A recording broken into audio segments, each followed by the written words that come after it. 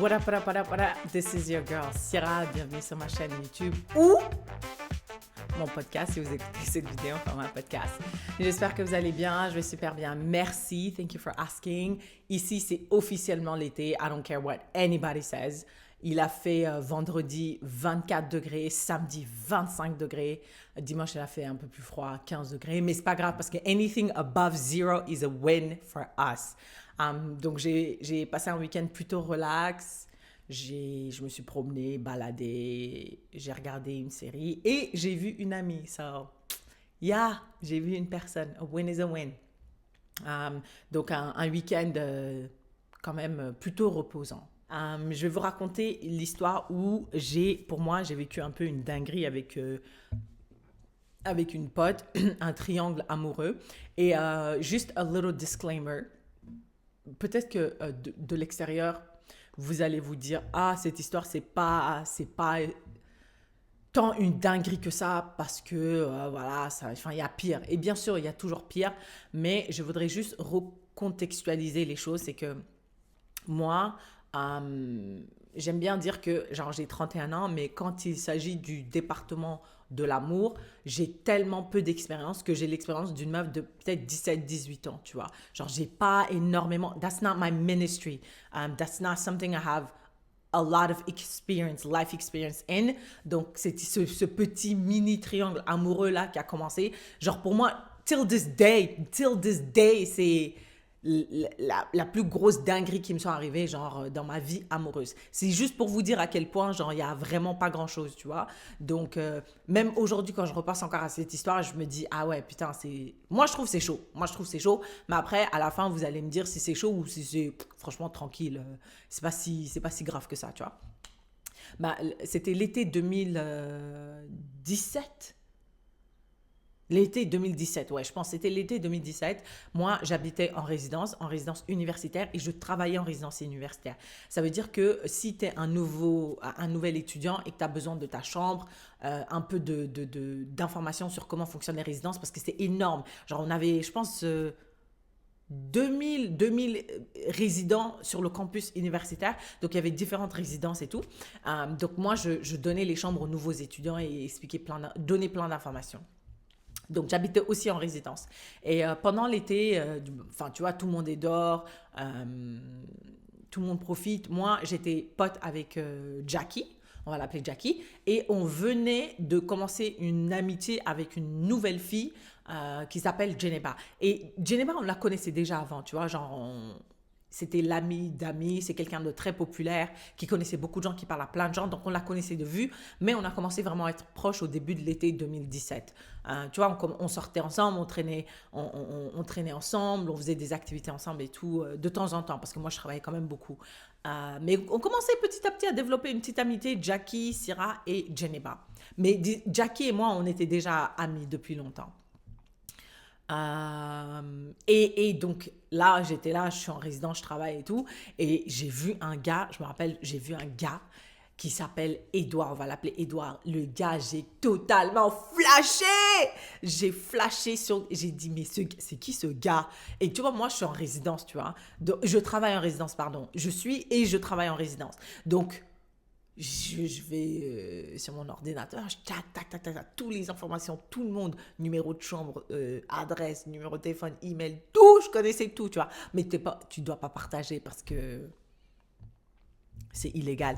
Mais je l'ai vu, on jouait au volley de temps en temps ensemble, mais il était toujours dans l'équipe opposée. Je me suis dit, mais c'est qui ce gars? J'ai réussi à trouver par tac, que le mec, c'était quoi son nom, dans quelle section de la résidence il était, parce qu'on vivait tous dans la même résidence, mais c'est des énormes résidences, tu vois. On était 1000, donc il y avait différentes sections et j'ai réussi à savoir il était dans quelle section et tout, tu vois.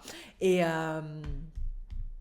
mais j'avais aucun lien avec lui, tu vois. Donc, je connaissais toutes ces informations, mais si je viens et que je commence à lui parler, ce serait trop bizarre. Comment tu sais toutes ces informations sur moi? Anyways, donc là, je parle à ma pote Geneba. Je dis, yo, Geneba, tu connais tout le monde. Est-ce que tu connais ce gars qui s'appelle Edouard? Il ressemble à ça et tout. Et elle me dit, ah ouais, je le connais. C'est l'ami d'un ami. Enfin, je le connais, mais vite fait, tu vois, je le connais pas de fou. Je dis, meuf, this man is my man. Like, my man, my man, my man. Il est trop beau. I'm obsessed with him. Genre, elle me dit, ouais, ah ouais. Je dis, ouais, le mec, c'est trop beau, gars. Et moi, quand j'aime bien quelqu'un, everybody knows. Genre, je dis à tout le monde. Tout le monde au travail, en résidence avec eux. J'aimais trop Edouard.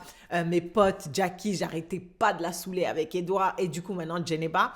Et Geneba me dit, ah, tranquille, tranquille. On va faire des... I'm gonna connect you guys. Je dis, ah ouais, elle me dit, ouais, ouais, tranquille, tranquille. Donc, une fois, elle est venue jouer au volley avec nous, Geneba. Elle a parlé à Edouard et c'est là que j'ai su qu'il s'appelait Edouard, même si je savais qu'il s'appelait Edouard. Et on parle vite fait comme ça, toujours avec Geneva, tu vois, parce que c'est notre lien. À the end of the day, on ne se connaît pas. On discute et tout. Il vient de la Belgique. Je dis, ah ouais, bah écoute, j'ai vécu en Belgique et tout, tu vois, genre, trying to connect. Et tranquille, genre, on a passé genre peut-être une vingtaine de minutes à discuter. Et puis, we go our separate ways. Et Geneva, je dis, yo, Geneva, like, we have to do something with him. Genre, viens, on fait un truc, genre, propose une activité avec lui et d'autres potes comme ça. Genre, on sera de plus en plus dans le même cercle, tu vois. Geneva, ok, elle dit, ok, tranquille, tu vois. Et elle organise une sortie, genre, on va manger quelque chose au restaurant à côté de l'université. Enfin, dans l'université qui s'appelait le pub. Donc, elle dit, yo, chaud pour aller manger un truc au pub. Je dis, yeah, let's go. Elle m'invite moi, Jackie, du coup, et une autre personne. Jackie et l'autre personne qu'elle avait invitée ne pouvaient pas venir. Donc, c'était juste moi, Geneba et Edouard. J'ai dit, OK, on va manger, on passe une bonne soirée. Franchement, je me rappelle que ça s'était bien passé. Et après, j'ai dit, yeah, let's continue doing that. Mais moi, je travaille beaucoup, tu vois, j'avais pas énormément de temps. Mais on a réussi à trouver du temps pour faire une autre sortie. On est allé dans un autre restaurant, pareil, Geneba, moi et Edouard.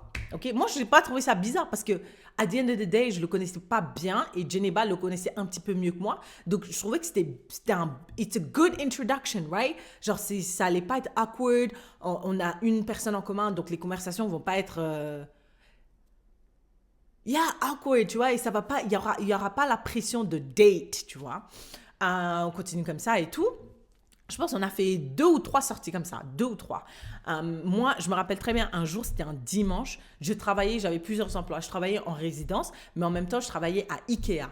Donc, les dimanches, j'allais à Ikea. Je me rappelle, je prends mon vélo, tac, parce qu'elle est sportive, tu vois. Je fais mon petit 20 minutes en trajet à vélo. J'arrive à Ikea. Je me rappelle, il était genre 9h05 ou 9h07, je me rappelle très bien. Je vois un appel en absence, tu vois, ou quelqu'un m'appelle. Je ne peux pas répondre et c'est Geneba. Je ne peux pas répondre, je suis au travail. Mais Geneba, elle m'appelle jamais. She's a texter.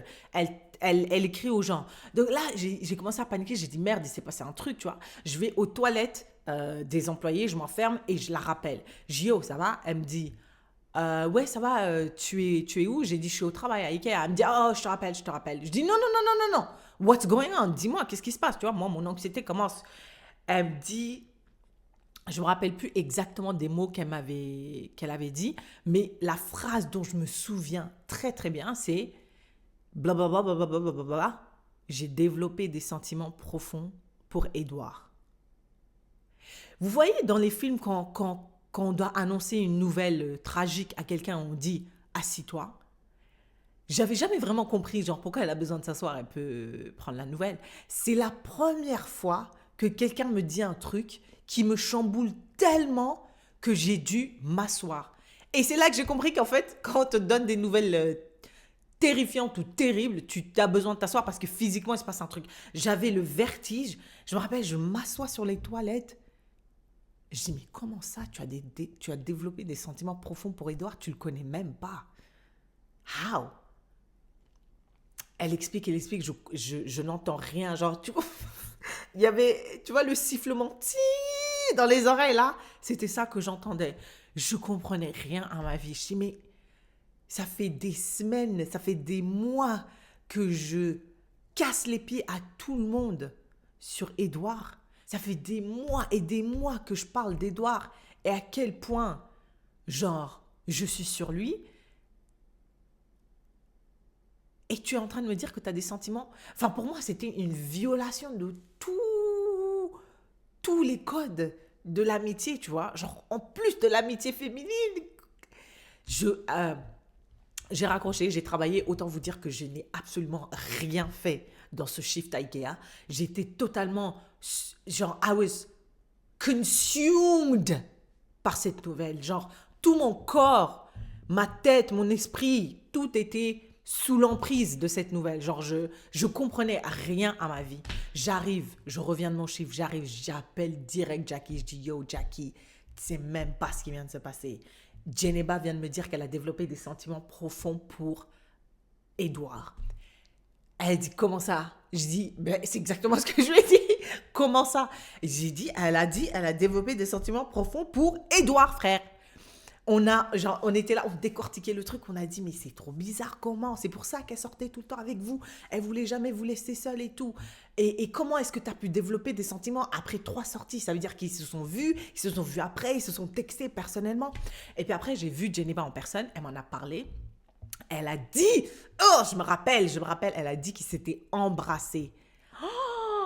Moi, genre, j'ai dit, quand elle a dit ça, j'ai dit, ok, en fait, genre, c'est ton gars maintenant, genre, je vais jamais, jamais, jamais, jamais me battre pour un homme et je vais sûrement pas me battre avec une pote pour un gars. Maintenant, à partir de maintenant jusqu'à désormais, c'est ton gars, genre. Like, il y a même pas, there's no animosité, il y a pas de colère, il y a pas de resentment, il y a pas d'amertume. Vous vous êtes embrassés, clairement, il te préfère, il t'aime bien aussi. C'est ton gars, c'est ton gars. Et après, quand j'ai dit ça, cette histoire m'avait tellement affectée que j'en avais parlé à mes amis les plus proches, mais en plus de ça, j'en avais parlé à ma mère. Et ma mère aussi, elle était vraiment genre hyper choquée. Elle m'a dit, mais non, t'aurais dû te battre pour lui et tout. Genre, c'est, à the end of the day, genre, c'est toi qui a manifesté ton intérêt avant. Genre, ça se fait pas et tout. J'ai dit, mais me battre, je sais pas me battre. Tu vois, genre, l'assurance, la confiance vient avec l'expérience, avec la pratique. Mais moi, au niveau de l'amour, j'avais tellement pas d'expérience. Genre, tout ce que j'avais eu, c'était des crushs qui n'étaient pas réciproques.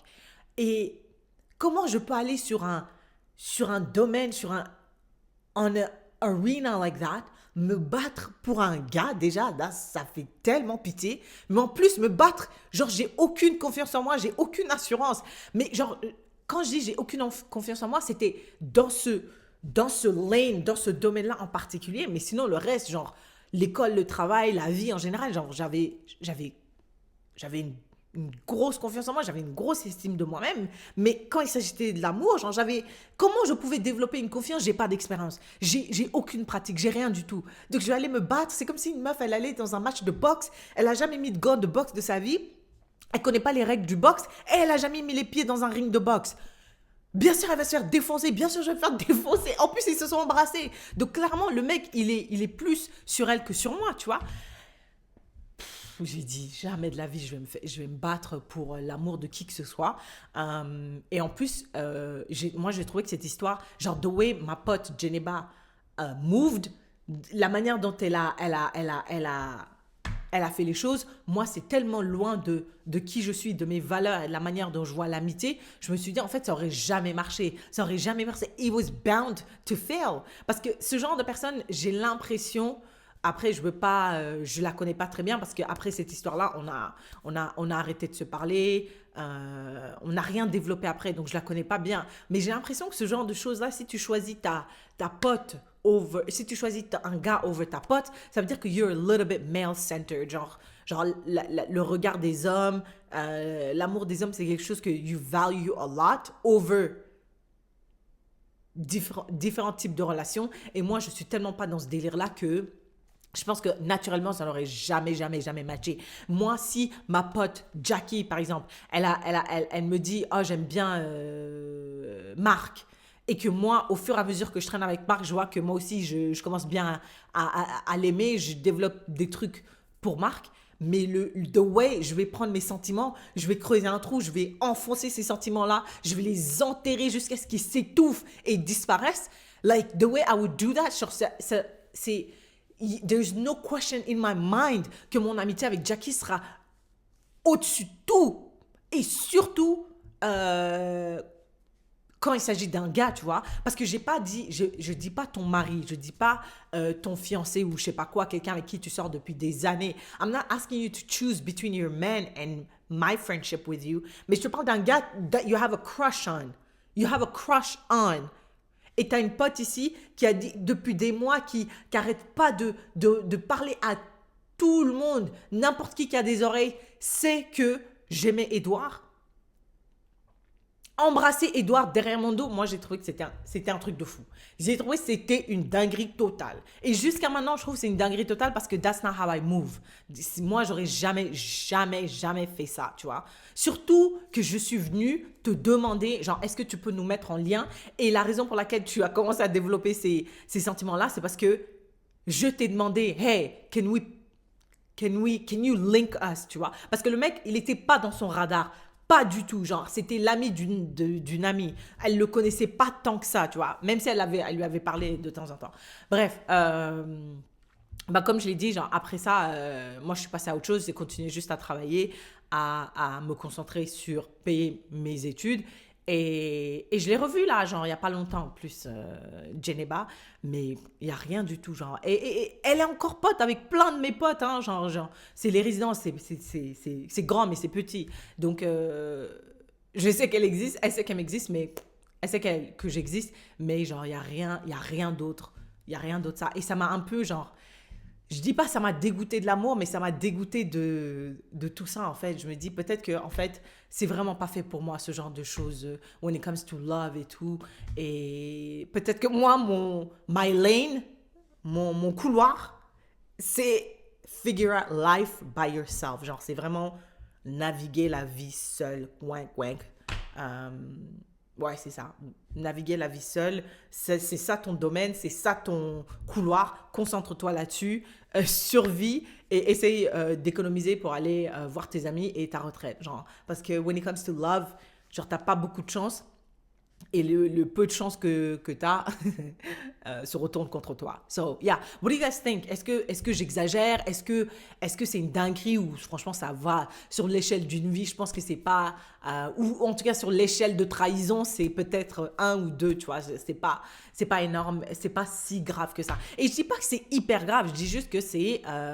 pour quelqu'un qui n'a pas beaucoup d'expérience, bah moi j'ai trouvé que c'était une dinguerie. Mais dites-moi ce que vous en pensez. Est-ce que c'est une fils de puterie ce qu'elle a fait ou vous étiez jeune, ça arrive, qu'on ait des crushs et qu'on embrasse le crush de notre pote? Dites-moi ce que vous en pensez and I guess I'll see you in the next one.